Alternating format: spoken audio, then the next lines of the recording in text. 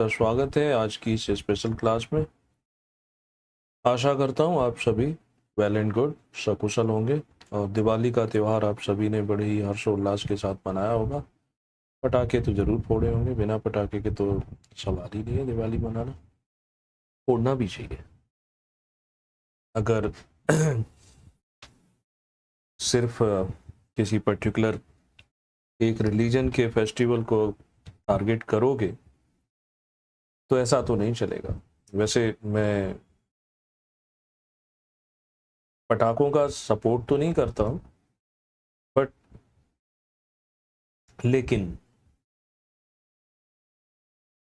मैं ये ज़रूर कहता हूँ कि बहुत तेज़ आवाज़ में जो पटाखे चलाए जाते हैं या ज़्यादा देर तक चलाए जाते हैं, हाँ उनसे तकलीफ होती है, पेशेंट को होती है, वृद्ध लोगों को होती है। तो वो यूनिवर्सल होना चाहिए। न्यू ईयर पे पटाखे फोड़े जाए वो अलाउ है, दिवाली के पटाखे फोड़े जाए तो अलाउ, वो चीज़ें नहीं होना चाहिए जिसका मतलब है कि हम टारगेट किए जा रहे हैं। तो सब बात है। चलो हम अपने आज के टॉपिक पर आते हैं। मध्य प्रदेश लोक सेवा आयोग MPPSC के इंटरव्यू हो रहे हैं, बड़ी खुशी की बात है। और इस बार जो इंटरव्यू चल रहे हैं उसमें पोस्ट भी, नंबर ऑफ पोस्ट भी ज़्यादा है, तो अच्छा है। तो इस इंटरव्यू और आगे के इंटरव्यू के लिए कुछ महत्वपूर्ण बातें हैं, कुछ टिप्स भी हैं, कुछ ट्रिक्स भी हैं। मैं ये मानता हूँ कि ये आपको बहुत ज़्यादा सपोर्ट करेंगे। एक एक करके मैंने कोशिश की है कि इन सब में जितने महत्वपूर्ण पॉइंट आते हैं वो सारे के सारे कवर किए जाएं। और इनकेस फिर भी कुछ छूट जाता है तो आप मुझसे लाइव पूछ सकते हैं, आप बाद में कमेंट करके छोड़ सकते हैं, जिसे हम अगली क्लास में ले लेंगे, वहां पर इसको कवर कर देंगे। आप सब जानते हो कि इंटरव्यू जो है एक महत्वपूर्ण स्टेज होती है। 3 चरणों के एग्जाम में प्रीलिम्स, मेंस और फिर इंटरव्यू, ये सबसे लास्ट में मिलती है। कुछ ही सौभाग्यशाली लोग होते हैं जो यहाँ तक पहुँच पाते हैं। इस स्टेज में न सिर्फ आपकी नॉलेज यानी आपके ज्ञान का परीक्षण होता है, इवन आपकी पर्सनालिटी जो कि प्रीलिम्स और मेंस में चेक नहीं की जा सकी, उसका भी परीक्षण किया जाएगा। आपकी कम्युनिकेशन स्किल कैसी है, इसका भी परीक्षण होगा। और जनरल अवेयरनेस, ये सारी चीजें आती, यानी जो हम प्री और मेंस में दे चुके हैं वो तो पूछेंगे ही स्टेट PSC में, मगर इसके अलावा नए जो पैरामीटर हैं, नए जो डायमेंशन है वो भी जुड़ जाते हैं। तो इसलिए ये पुरानी दोनों स्टेज से महत्वपूर्ण हो जाता है। साक्षात्कार डर पैदा करता है। इसके लिए आवश्यक जो बातें हैं वो आप ध्यान में रखेंगे। ठीक, सबसे पहली बात आती है कि जब आप इंटरव्यू देने जाते हो उसके पहले आपको स्वयं को जानना है। Know your self. ये क्या बात हुई? हम 21 साल से ऊपर के हो चुके हैं और अभी तक हम स्वयं को नहीं जान पाए। आपको जानना ही पड़ेगा। आपको जानना पड़ेगा कि आपके स्ट्रेंथ क्या है, आपके वो कौन से पॉइंट हैं, वो कौन सी बातें हैं, वो कौन सी एक्टिविटीज हैं जिसमें आप बहुत अच्छा परफॉर्म कर पाते हो दूसरों की तुलना में। जो आपकी ताकत है वो पता होना चाहिए। एक से ज्यादा पॉइंट हो सकते हैं, उनको नोट डाउन करके रखना चाहिए। और ऐसे नहीं कि मेरी मर्जी है मैं कुछ भी लिख लूंगा, आपकी मर्जी नहीं। अगर आप अपना इंट्रोस्पेक्ट नहीं कर पाते हो, आत्मनिरीक्षण आप स्वयं नहीं कर पाते हो, तो किसी तीसरे व्यक्ति की सलाह लो। वो आपको बताएगा कि कौन से पॉइंट जो होते हैं वो आपकी ताकत है, आपकी स्ट्रेंथ को शो करते हैं। ओके, ठीक, ये याद रखो। फिर जैसे स्ट्रेंथ है, ताकत है, वैसे ही आपकी कुछ कमजोरियां हैं। कुछ लोग बहुत ज्यादा भावुक होते हैं, इमोशनल हो जाते हैं। कुछ लोग क्या होते हैं कि बहुत ज्यादा कैसे होते हैं, डर जाते हैं, भय उन्हें किसी सिचुएशन से लगने लगता है या सामना नहीं कर पाते हैं मुसीबत जब आती है। तो ऐसी चीजें, यही आपकी वीकनेस है। और कुछ कितनी खराब परिस्थिति रहे उसमें भी डट कर खड़े रहते हैं, तो ये उनकी स्ट्रेंथ है। कुछ एक्सट्रोवर्ट होते हैं, कुछ इंट्रोवर्ट होते हैं। तो आपको आपकी स्ट्रेंथ पता हो, आपको आपकी वीकनेस पता हो, आपको आपकी हॉबीज के बारे में पता हो। हॉबी एक हो सकती है, एक से ज्यादा भी हो सकती है। तो जो आपकी हॉबीज हैं उसके बारे में स्पष्ट रूप से, हॉबी का मतलब ही होता है कि ऐसा कार्य, ऐसी गतिविधि जिसको आप करते समय प्रसन्नता, खुशी महसूस करते हैं। आप कभी थकान महसूस नहीं करते। इवन जब थके हुए होते हैं तो भी वह काम बड़ी आसानी से आप कर सकते हैं। आपकी रुचियां क्या है, इंटरेस्ट क्या है ना। कोशिश करो आपके इंटरेस्ट, आपकी हॉबीज रचनात्मक हो, कंस्ट्रक्टिव हो, यानी ये आपको सिखाती हो, सोसाइटी को सिखाती हो, देश के लिए कुछ अच्छा करती हो, समाज के लिए अच्छा करती हो। ऐसी रुचियां अगर होंगी तो ये आपके लिए बेनिफिट देंगी। तो इन सब पॉइंट पर आप पॉइंट तैयार करो जिस पर आप डिस्कस कर पाए कॉन्फिडेंटली, आत्मविश्वास के साथ, है ना। आपकी जो एकेडमिक जर्नी है, आपने जो कुछ क्वालिफिकेशन की है, आपने यूजी, आप पीजी या और भी ज़्यादा आप हायर स्टडीज कर चुके हैं, तो उसके संबंध में आपके पास सारी जानकारी हो। यदि आप पहले से किसी जॉब में हैं, आपके पास कोई वर्क एक्सपीरियंस है, चाहे गवर्नमेंट जॉब हो चाहे प्राइवेट जॉब हो, अच्छा बुरा जिस सेक्टर में थे उसके बारे में भी आपके पॉइंट तैयार होना चाहिए। मान के चलो कोई इंजीनियर है, मैकेनिकल इंजीनियर है और किसी ऑटोमोबाइल सेक्टर में काम कर चुका है, तो उसको पता होना चाहिए। वो पूछ सकते हैं कि ईवी व्हीकल का जो अभी आ रहा है वो कितना अच्छे रहेंगे एनवायरनमेंट की दृष्टि से या हमारे इकोनॉमी के पॉइंट ऑफ व्यू से। ये कुछ उदाहरण मैं दे रहा हूँ, तो इसको लेकर के आपका पुराना अनुभव जो है वो तैयार होना चाहिए। और वे लोग जो पहले किसी जॉब में हैं, उनका ज़्यादातर इंटरव्यू उसी जॉब, उनके उसी वर्किंग एक्सपीरियंस पर फोकस्ड हो जाता है। उनसे दूसरी चीज़ें बहुत कम पूछी जाती हैं। उनकी हॉबी के बारे में कम पूछा जाएगा, उनके एजुकेशनल बैकग्राउंड के बारे में कम पूछा जाएगा, अक्सर ऐसा हो जाता है। तो वो आप एक एक्स्ट्रा पॉइंट मान लो कि इस पर ज़्यादा फोकस कर सकते हो। इसके अलावा आपकी कोई एक्स्ट्रा करिकुलर एक्टिविटीज हो सकता है आप कोई स्पोर्ट्स में अच्छा परफॉर्म करते हो सकता है आप किसी एनजीओ से जुड़े हो, आप सोसाइटी के लिए काम करते हो सकता है आप एनसीसी में बहुत अच्छा काम कर चुके हो, या हेल्थ केयर में किसी सेक्टर में आप जुड़े हो, तो उस एक्टिविटीज को भी नोट डाउन करो। उसमें अच्छी बातें हैं, जो आपको अवसर मिलता है अगर बताने का तो आप बताएंगे, ये आपके लिए प्लस पॉइंट होगा। तो पहली बात आती है इंटरव्यू साक्षात्कार में, नो योरसेल्फ, अपने आप को पहचान लो, अपनी कमियां, अपनी खूबियां, अपनी अच्छाइयां बुराइयां आपको पता हो। फिर बोलूंगा, स्वयं अगर पता नहीं कर सकते हो तो किसी थर्ड पर्सन की हेल्प ले सकते हो। वो निष्पक्ष रूप से आपको बता सकता है कि आपके ये स्ट्रॉन्ग पॉइंट है, ये वीकनेस है। नेक्स्ट, अगली बात आती है कि इंटरव्यू देने जाओगे, इंटरव्यू का एक बड़ा पार्ट जो है वो करंट अफेयर पर चला जाता है। समसामयिकी, करंट अफेयर आज का ही नहीं होगा, लगभग 2-2.5 महीने, इवन 6 महीने का भी आ जाता है। और बड़ी जो घटनाएं रहती हैं वो साल भर की भी हो सकती हैं, 2 साल की भी हो सकती हैं। तो राष्ट्रीय स्तर की, अंतर्राष्ट्रीय स्तर की, और यहाँ तक कि अपने राज्य या आप जहाँ से बिलोंग करते हैं उस छोटे से कस्बे शहर की भी हो सकती है। तो उसके संबंध में समसामयिकी से जुड़े हुए जो पॉइंट हैं उनको विस्तार से तैयार कर लेना चाहिए। ठीक, एमपीपीएससी का इंटरव्यू है तो मध्य प्रदेश के पॉइंट तैयार होना चाहिए। इसके लिए आप न्यूज़पेपर लो, 2 से 3 न्यूज़पेपर की हेल्प लो। करंट अफेयर की मैगजीन तो पढ़ते हैं, इसके अलावा जैसे इंडिया टुडे हो गई, वीकली आती है, उसको भी आपको पढ़ लेना चाहिए। और यदि कहीं अच्छी डिबेट चलती है किसी टेलीविजन चैनल पर, दूरदर्शन पर चलती है, तो उसका भी आप उसको देखें और उससे पॉइंट तैयार करें। यानी कोई इशू है तो उस इशू को लेकर के आपको प्लस माइनस पता होना चाहिए। जैसे अगर यूक्रेन का इशू है तो उसको लेकर के भी जानकारी हो, गाजा का इशू है तो वो भी पता होना चाहिए, बांग्लादेश में जो हुआ, तख्ता पलट हुआ, यूनिट सरकार जो बनी, उसके बारे में भी जानकारी होना चाहिए। हम अपने देश की बात करें, जुडिशरी को लेकर इशू है, या इलेक्शन कमीशन को लेकर के बात आती है, ईवीएम को लेकर बात आती है, धारा 370 को लेकर बात आती है, इस पर आपके स्ट्रॉन्ग पॉइंट हों, है ना। ये तैयारी जरूरी है। करंट अफेयर में ये सब चीजें डिस्कस हो सकती है। आपसे पूछा जाए तो आप करंट अफेयर को डिनाई कर दोगे तो थोड़ा निगेटिव हो जाएगा।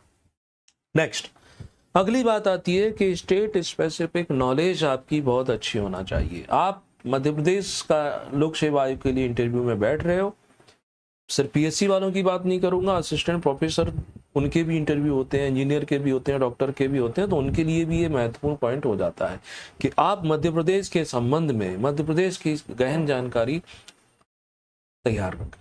जैसे मध्य प्रदेश का इतिहास, ऑब्वियस सी बात है, हमारे पीएससी के तो सिलेबस में रहता है, आप जानते हैं। मध्य प्रदेश की संस्कृति, कल्चर, मध्य प्रदेश का भूगोल, मध्य प्रदेश की इकोनॉमी, सोशियो पॉलिटिकल इशू यानी सामाजिक राजनीतिक जो मुद्दे हैं उन पर आपकी गहन जानकारी होना चाहिए, उनसे जुड़ा कोई प्रश्न आ सकता है। इसके अलावा सरकार के द्वारा चलाई जाने वाली जो पॉपुलर स्कीम है, जो फ्लैगशिप स्कीम है,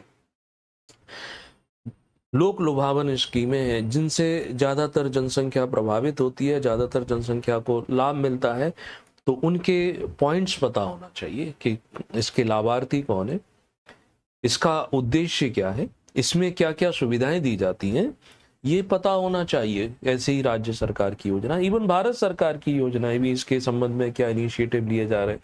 जैसे मध्य प्रदेश में जेंडर रेशियो एक बड़ा इशू है, तो लाडली जो लक्ष्मी योजना है वो चलाई गई, अभी लाडली बहना योजना चलाई जा रही है। तो ये महत्वपूर्ण जो स्कीम है इनके बारे में गहन जानकारी होना चाहिए। वो आपसे पूछ सकते हैं बताओ इसका लाभार्थी कौन हो सकता है। इन योजनाओं के अंतर्गत कुछ हाइपोथेटिकल क्वेश्चन भी पूछ सकते हैं, तो उन क्वेश्चनों के बारे में भी आप जानकारी रखें, तैयार करें अपने आप को, है ना। तो मध्य प्रदेश के साथ साथ आपका जो होम टाउन है, आपका जो गृह जिला है, उस गृह जिले के डाटा कलेक्ट कर लो।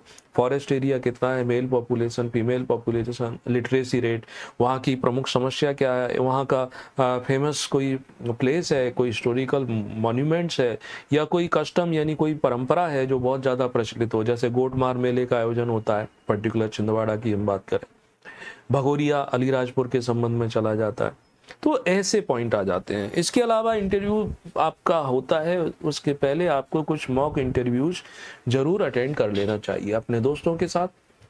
आपकी फैमिली में कोई इस प्रकार का व्यक्ति है जिसके पास नॉलेज है, उसके साथ कर सकते हैं। अदरवाइज कोचिंग क्लासेस तो अरेंज कराती ही हैं। ये मॉक इंटरव्यू जो है ये बेनिफिट पहुंचाते हैं। एक आपका कॉन्फिडेंस जो है, उस कॉन्फिडेंस को, आपके आत्मविश्वास को बढ़ाते हैं। इसके साथ साथ क्या होता है, आपके आंसर जो हैं, आप जो अपने आंसर डिलीवर करते हो, उत्तर जो देते हो, तो आंसर डिलीवरी के तरीके में सुधार लाते हैं। क्यों लाते हैं? क्योंकि मॉक इंटरव्यू होगा तो आप बाद में अपना फीडबैक भी तो लोगे कि मेरा इंटरव्यू कैसा था, उसमें मैंने कैसा परफॉर्म किया, मेरी बॉडी लैंग्वेज कैसी थी, मेरा पोस्चर कैसा था, मैं जो बोल रहा था, मैं जो उत्तर दे रहा था, कम्युनिकेशन जो थी, वो वॉइस प्रॉपर थी, हाई तो नहीं थी, बहुत धीमी तो नहीं थी, मेरे बोलने का लहजा सही था, कोई टोन पर्टिकुलर किसी रिलीजन उस क्षेत्र की तो नहीं आ रही थी, है ना।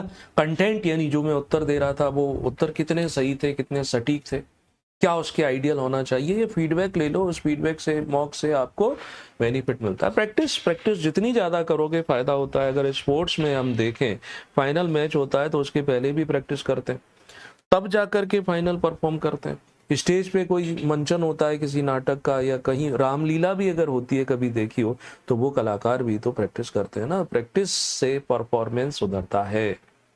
और प्रशासनिक सेवा में जाना चाहते हो तो ये प्रैक्टिस है आपकी फाइनल मैच खेलने के पहले, तो ये आपको फायदा पहुंचाएगी, वो जरूर कर लीजिए।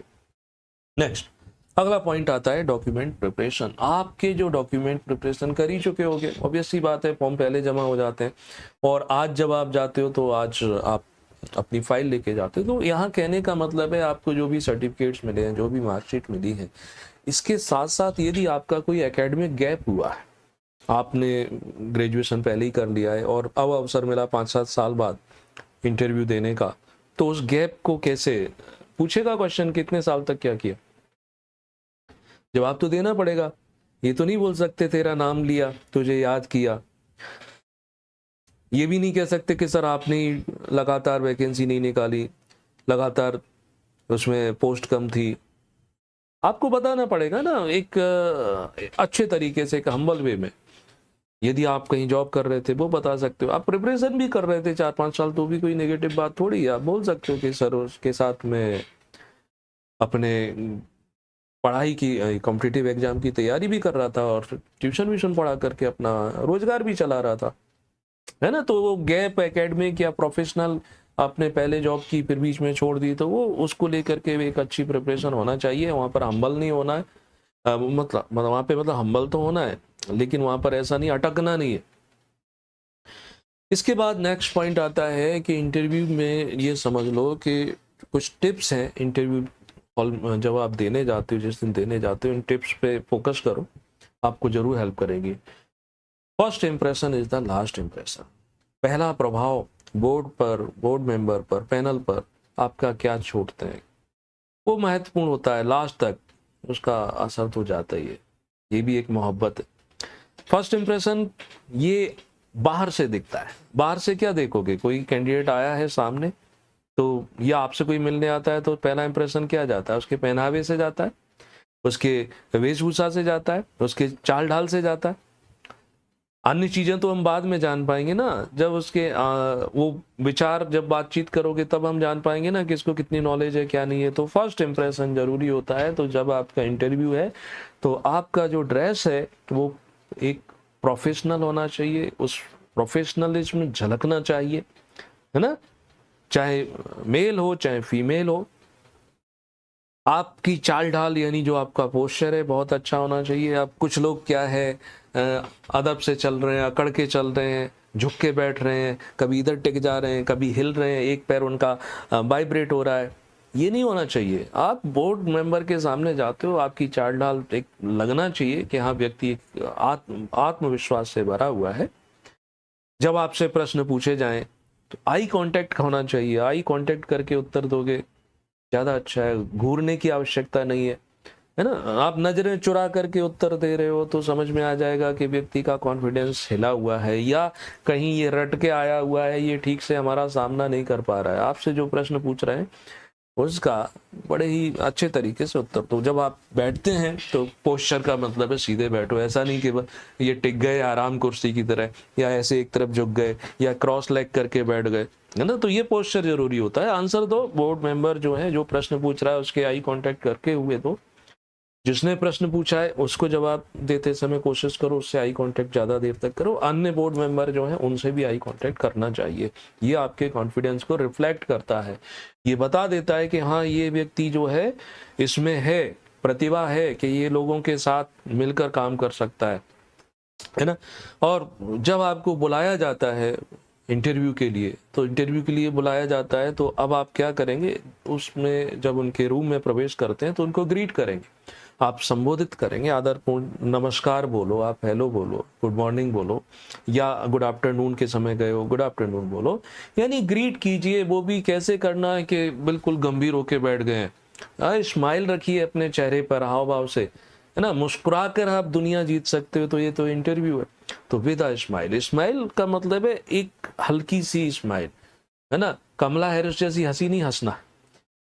यदि उन्होंने हैंडशेक करने के लिए हाथ आगे बढ़ाया, वैसे वैसा होता नहीं है, रेयरली, कभी कभी क्या होता है वो तो जज करने को बैठे हैं, उनमें से कोई मेंबर आपके सामने हाथ बढ़ा करके आपको हैंडशेक करना चाहता है, तो आप ऐसा नहीं मैं नमस्ते कर लूँ कि अरे ये बड़े हैं, ये तो इतने सीनियर है, मेरी तो अभी जॉब ही नहीं लगी है। अगर उन्होंने हैंडशेक करने के लिए हाथ आगे बढ़ाया है तो आप भी उसी गर्मजोशी से उनसे हैंडशेक कीजिए। आप मत हाथ आगे बढ़ा दीजिए कि hello sir how do you do. इन चीजों का ध्यान रखना, करेक्ट। तो ये बातें आती हैं। अगली चीज आती है बॉडी लैंग्वेज। ये बहुत महत्वपूर्ण है बॉडी लैंग्वेज भैया। जब आपको वहां जब आप जाते हो, आपको कहा जाएगा बैठने के लिए, कुर्सी ऑफर की जाएगी, तब बैठे।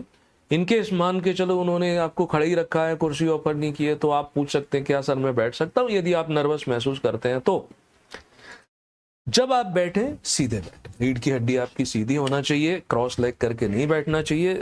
हाथ अपने दोनों जो हैं अपने थाइस पर रख सकते हैं, और ऐसे नहीं वाइब्रेट कर रहे हैं, इधर झुक रहे हैं उधर झुक रहे हैं, नहीं। तो ये एक अच्छा पोस्चर रहता है, इसका प्रभाव पड़ेगा ही पड़ेगा। ठीक, कई लोगों के साथ ऐसा होता है। मैं तो टीचर हूं, पिछले 14 साल से मुझे टीचिंग करते हो गया, मुझे तो एक्सप्लेन करना होता है, तो बोलने के साथ साथ हाथ चलते हैं, कभी लिखते समय चलते हैं। तो बट वहां पर बोर्ड मेंबर के सामने आपसे प्रश्न पूछा जा रहा है तो उसका उत्तर आपको अपने शब्दों से देना है। वहां आप हाथों के एक्सप्रेशन से समझाने की कोशिश मत कीजिएगा। कई सारे लोगों में ये आदत आ जाती है, सो प्लीज कंट्रोल, है ना, कंट्रोल हो जाए।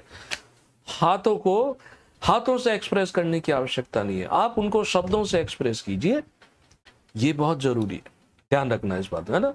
और आंसर देते समय, कोई भी प्रश्न पूछा जाता है उसका आंसर देते समय पॉजिटिव, सकारात्मक होना चाहिए, एक एंथुसियास्ट होना चाहिए, यानी जोश दिखना चाहिए कि हाँ निराशा है, पता नहीं मैं फेल हो जाऊंगा। देखो इंटरव्यू का बड़ा सिंपल सा सिद्धांत है, अगर आप डरते डरते जाते हो आपका इंटरव्यू खराब ही होगा, उसे कोई सुधार नहीं सकता, कोई नहीं सुधार सकता। लेकिन अगर आपने ये सोच लिया है कि देखा जाएगा जो भी होगा। मेरा काम है इंटरव्यू देना। बोल्ड होकर जाते हो तो आपका इंटरव्यू उस स्थिति से बेटर जाएगा ही जाएगा। ठीक है, तो सकारात्मक उत्तर होना चाहिए, एंथुसियास्टिक आंसर होना चाहिए। आंसर आपका गलत है मैटर नहीं कर रहा है, आप उत्तर कितना कॉन्फिडेंटली दे रहे हो। ठीक है, उस पर भी बात करूंगा कि क्या गलत उत्तर देना चाहिए कि नहीं देना चाहिए, उस पर भी बात करते हैं। बात नेक्स्ट आता है कम्युनिकेशन स्किल। ये महत्वपूर्ण पॉइंट है कम्युनिकेशन स्किल कि देखो जो आप आंसर देंगे, जो भी आप बातचीत करेंगे, जो भी आपके साथ कन्वर्सेशन होगा, आपकी आवाज बिल्कुल स्पष्ट होना चाहिए, यानी स्पीक क्लियरली, सामने वाले को एक ही बार में समझ में आ जाए। और जो भी आप बोले कॉन्फिडेंटली बोले, आत्मविश्वास से भरी हुई बात कहेंगे एंड कंसाइज। इसका मतलब ये है कि चेतनापूर्ण ढंग से बात करेंगे। ऐसा नहीं कि दोस्त यारों के साथ बैठ करके महफिल जमी हुई है ना, कहीं का ईंट कहीं का रोड़ा, भानुमति का कुनवा जोड़ा, वो तरीका नहीं अपनाएंगे। तो आप बड़े ही जो भी बोलेंगे क्लियरली बोलेंगे, कॉन्फिडेंटली बोलेंगे, कंसाइजली यानी चेतनापूर्ण ढंग से बोलेंगे। जो पूछा जा रहा है उसी से संबंधित बात करेंगे, इधर उधर की बात नहीं करेंगे। बोर्ड में आपसे बातचीत की जाएगी या क्वेश्चन पूछा जाएगा, उनकी बात को ध्यान से सुनेंगे, कान से नहीं सुनेंगे, ध्यान से सुनेंगे। लिसन अटेंटिवली, लगना चाहिए उनको कि ये व्यक्ति सामने वाले की बात सामने, यानी अच्छा श्रोता है। हो सकता है कई सारे लोग अच्छे वक्ता होते हैं, स्पीच अच्छी देते हैं, लेकिन श्रोता खराब होते हैं। यहाँ दिखना चाहिए कि नहीं आप अच्छे वक्ता तो हैं ही, आप आंसर तो अच्छा करते ही हैं, लेकिन आप बात को सुनते भी हैं। तो ध्यानपूर्ण से उनकी बात सुनो। उसके बाद जब वो प्रश्न पूछते हैं तो उस प्रश्न का विचारपूर्ण ढंग से उत्तर कीजिए। यानी उन्होंने क्वेश्चन पूछा है तो उसका ऐसे ही उत्तर नहीं देना है भागते हुए, थोड़ा सा कुछ फ्रिक्शन ऑफ सेकंड ले लो, कुछ 1-2 सेकंड का समय ले लो कि हाँ क्या उत्तर दूंगा। उन्होंने पूछ लिया कि बताओ भारत में राष्ट्रपति प्रणाली लगा दें तो कितना अच्छा रहेगा, अमेरिका में जैसे प्रेसिडेंशियल शिप है।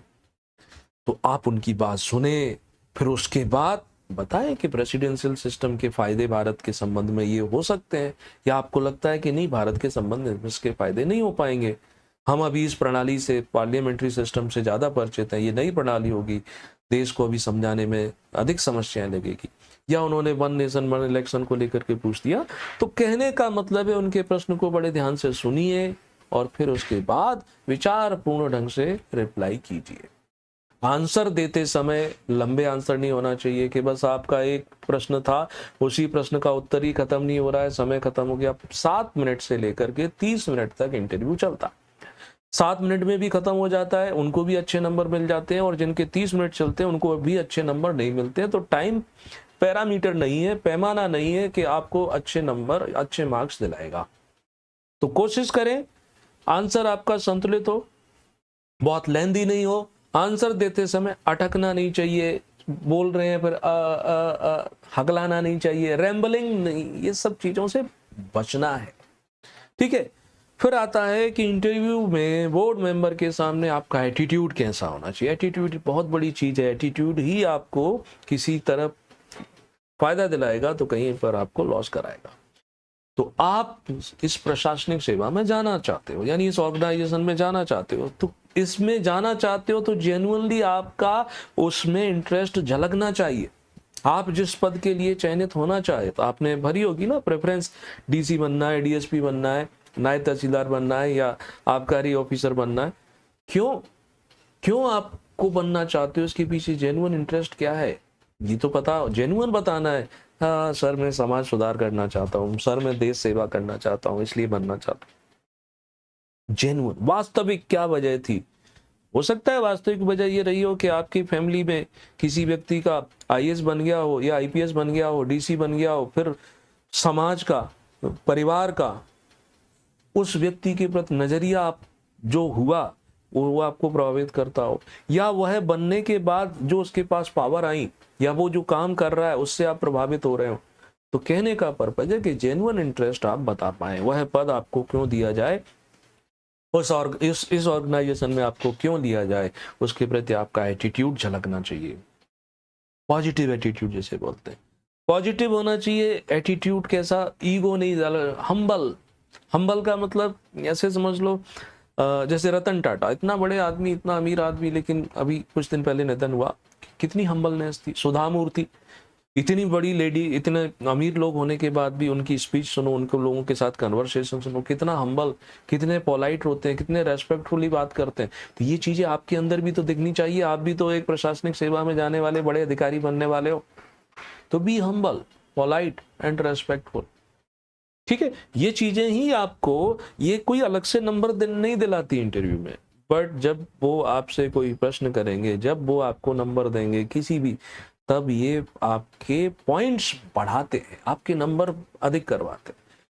आपसे कई सारे क्वेश्चन बम्बार्डिंग कर दिए, आपको ऐसे क्वेश्चन पूछ दिए जिनका आपको उत्तर नहीं बन रहा है, तब भी आपको क्या रहना है, स्टे का, शांत रहना है। Take deep breath. तो टेक डीप ब्रीथ का मतलब ऐसा नहीं कि वहां बैठ करके प्राणायाम शुरू कर दिया, लंबी सांस खींच रहे हो। कहने का मतलब है कि बिल्कुल शांत चित्त रहना है। वो कैसे भी प्रश्न पूछे, आपकी इंसल्टिंग भी कर सकते हैं, अरे तुमको ये भी नहीं आता है और चले आए यहाँ पर डीसी बनने के लिए। हल्की स्माइल रखनी है ना। अपना संतुलन नहीं खोना है। यही तो चेक करते हैं कि व्यक्ति अंडर प्रेशर कैसे बिहेव करेगा। कहीं पर सड़क दुर्घटना हो गई है, लोगों ने चक्का जाम कर दिया है और आपको डीएसपी बना के भेज दिया, तो आप कैसे हैंडल करोगे। लोग तो कई तरीके के होते हैं। भाई किसी का निधन हो गया है, वो तो आग लगाने के लिए तैयार होते हैं जिसने खोया है। आप उस सिचुएशन को कैसे हैंडल करोगे। आप आग तो नहीं लगने दोगे उसको। हैंडलिंग में ऐसा तो है नहीं कि 2-4 को और शूट आउट कर दोगे। तो बी काम, है ना, एंड कंपोज्ड। ये बहुत जरूरी है। ये सब चीजें आती हैं आपके एटीट्यूड। एक तो कुछ एटीट्यूड होता है और कुछ एटीट्यूड हम सीख जाते हैं। तो सीखा होगा इतने लंबे समय से, जब आप इंटरव्यू के लिए गए हो तो पहले से। अब बात करते हैं कि जब आपसे वो क्वेश्चन पूछेंगे, जब क्वेश्चन पूछते हैं उसका आंसर क्या करना है। और क्वेश्चन पूछा है, क्वेश्चन समझ में नहीं आया तो क्या करूं।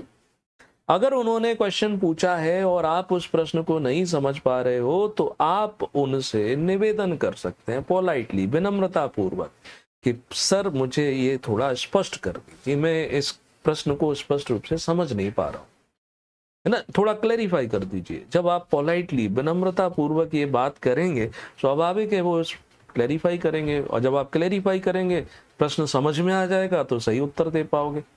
आपसे प्रश्न पूछा, प्रश्न आपको समझ नहीं आया, आपने उत्तर दे दिया। अब जब क्वेश्चन ही समझ में नहीं आया तो आपका आंसर सही कैसे होगा। तो इसके लिए एक स्टेप पीछे चलो ना, आप बी पोलाइट और उनसे क्लैरिफाई करा लो कि सर। फिर क्या होता है कि क्वेश्चन का जब आप आंसर देते हो, नहीं पता, क्लैरिफिकेशन के बाद भी नहीं पता, या मुझसे क्वेश्चन पूछा मुझे उसका उत्तर नहीं पता है, तो क्या करोगे, गलत उत्तर मत दो, उत्तर देने का प्रयास मत करो। आप एडमिट कर लो, बी ऑनेस्ट, ईमानदारी के साथ इसको स्वीकार कर लो कि सॉरी सर, मुझे इसका उत्तर नहीं पता, सॉरी सर, मैं नहीं जानता। अगर 10 प्रश्न पूछे जाते हैं, 10 में यदि आप 6 प्रश्नों के उत्तर नहीं जानते हैं, कोई प्रॉब्लम वाली बात नहीं है। यहां क्विज खेल के बेस पे उत्तर नहीं दिए जा रहे हैं कि मैंने 50 क्वेश्चन पूछे, 49 सही किए तो इसको हम लेंगे। यहां पर आपके एटीट्यूड के बेस पर आंसर दिए जा रहे हैं, एटीट्यूड के बेस पर आपका चयन हो रहा है। क्वेश्चन आंसर वाले गेम तो आप 2 स्टेप में खेल चुके हो, प्रीलिम्स में और मेंस में। यहां बात आती है एटीट्यूड की। तो बी ऑनेस्ट, एडमिट करो कि सॉरी सर, मुझे उसका उत्तर नहीं पता। ये तरीका है अच्छा इंटरव्यू बनाने का। कुछ प्रश्नों के उत्तर हम डेफिनेशन या शब्दों में दे पाते हैं, मगर उतना स्पष्ट नहीं बता पाते, क्योंकि उन प्रश्नों के उत्तर जो हैं एग्जाम्पल दे करके हम बहुत अच्छे से समझा सकते हैं। अगर ऐसा है तो आप यहां पर एग्जाम्पल के रूप में भी बता सकते हैं। सभी प्रश्नों के एग्जाम्पल नहीं होते हैं, लेकिन कुछ certain type of questions need some examples, क्योंकि उनको समझाने के लिए हमें उन पॉइंट्स की जरूरत पड़ती है, तो वो आप उसकी हेल्प ले सकते हो। ध्यान यही रखना है, लंबे आंसर नहीं देने हैं अनटिल और अनलेस जब तक वो आपको क्रॉस नहीं करते हैं, मतलब उस क्वेश्चन के पीछे फिर कोई प्रश्न नहीं पूछते हैं। तो ये तो है क्वेश्चन आंसर के बारे में, ठीक है। नेक्स्ट आता है कि इंटरव्यू आपका खत्म हो गया। तो खत्म हो गया इसका मतलब सब कुछ ओके नहीं, अभी कुछ स्टेप बचे हुए हैं। जब आपका इंटरव्यू समाप्त हो गया है, तो समाप्त होने के बाद बोर्ड मेंबर को, जो आपका पैनल है, उनको अब आप थैंक यू बोलेंगे। आते समय ग्रीट कर रहे थे, स्माइल थी, आपका इंटरव्यू खराब हो गया, तब भी जाते समय स्माइल रहनी है और उनको थैंक्स बोलेंगे कि उन्होंने कीमती समय दिया आपको। हो सकता है आपका समय उनसे ज्यादा कीमती रहा हो, लेकिन नहीं, आप उनको धन्यवाद देंगे कि सर आपने अपना कीमती समय हमें दिया। Leave with a positive impression. जाते समय सकारात्मकता दिखनी चाहिए। वो 12th पास मूवी तो देखी होगी ना, वो तो मूवी थी बट यूपीएससी एस्पिरेंट्स को तो मोटिवेट करती है ना। ठीक है, ये इंटरव्यू समाप्त हो जाता है। इन्हीं से जुड़ी कुछ चीजें ज्यादा हो सकती हैं, कुछ कम हो सकती हैं, तो इस पर आपको और डिटेल में काम कर लेना चाहिए। अब आते हैं कि कुछ कॉमन से क्वेश्चंस हैं इंटरव्यू में जो पूछे ही जाते हैं हर एस्पिरेंट से, तो उन कॉमन से प्रश्नों के उत्तर तैयार कर लेना चाहिए, प्रैक्टिस कर लेना चाहिए। जैसे वो आपसे पूछ सकते हैं, आप अपने बारे में बताओ, टेल अस अबाउट योरसेल्फ। ठीक है, वो पूछेंगे, नॉर्मल सी बात है। ये क्वेश्चन सिर्फ पीएससी में, यूपीएससी में, प्राइवेट सेक्टर में ये पूछते ही यहीं से शुरुआत कर लेते हैं, है ना। फिर आप क्यों सिविल सेवा में जाना चाहते हैं, या आप प्रशासनिक अधिकारी क्यों बनना चाहते हैं? भाई क्यों बनना चाहते हो, इसका तैयारी करी होगी ना, रटे रटाए उत्तर मत दे देना कि मैं समाज को सुधारने के लिए आया हूं, मैं आग लगा दूंगा सब में, सारे क्रिमिनल में। B genuine, B concise, B thoughtful. फिर आपकी खूबियां क्या हैं, आपकी अच्छाइयां क्या है, आपके स्ट्रेंथ पॉइंट क्या है, आपकी वीकनेस क्या है, पूछ सकते हैं। फिर कोई हाइपोथेटिकल क्वेश्चन पूछ सकते हैं, तो उस सिचुएशन को कैसे हैंडल करोगे, या किसी प्रेशर में कैसे काम करोगे, आपके कैरियर के गोल क्या हैं, आप डीसी बनना चाहते हो या आप आईएएस की ओर भी जाना चाहोगे, क्यों बनना चाहते हो। तो ऐसे कुछ कॉमन से क्वेश्चन है। करंट अफेयर में तो कुछ भी पूछा जा सकता है, उसकी आप तैयारी करके रखो। मध्य प्रदेश के लेकर के बहुत से प्रश्न बनते हैं, मध्य प्रदेश की कुछ समस्याएं हैं, मध्य प्रदेश जैसे इंडस्ट्रियल सेक्टर में उतना अच्छा परफॉर्म नहीं कर पा रहा है, मेजर इशू क्या है, उनकी जानकारी आपको होना चाहिए। अब इशू बताए तो उसी इशू को रिजॉल्व करने के लिए, यानी उसके सुधार के लिए आपके पास क्या उपाय हैं।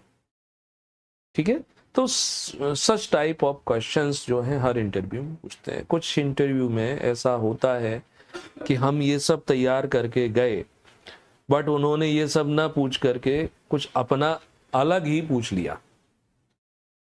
जैसे उन्होंने जो आप मेंस में कुछ क्वेश्चन आया था उसका उत्तर पूछ लिया, या किसी व्यक्ति ने मैथमेटिक्स से एमएससी किया है तो उससे मैथमेटिक्स का कोई क्वेश्चन पूछ लिया। ऐसा रेयर टू रेयरेस्ट केसेस में होता है। आपको बने तो उत्तर दे देना, नहीं बनता है तो सॉरी सर। क्या करेंगे वो, आपको दिखाने के लिए इंसल्ट करेंगे, अरे आपने एमएससी किया है मैथमेटिक्स में, आपसे ये सरल सी थ्योरम नहीं बन रही है।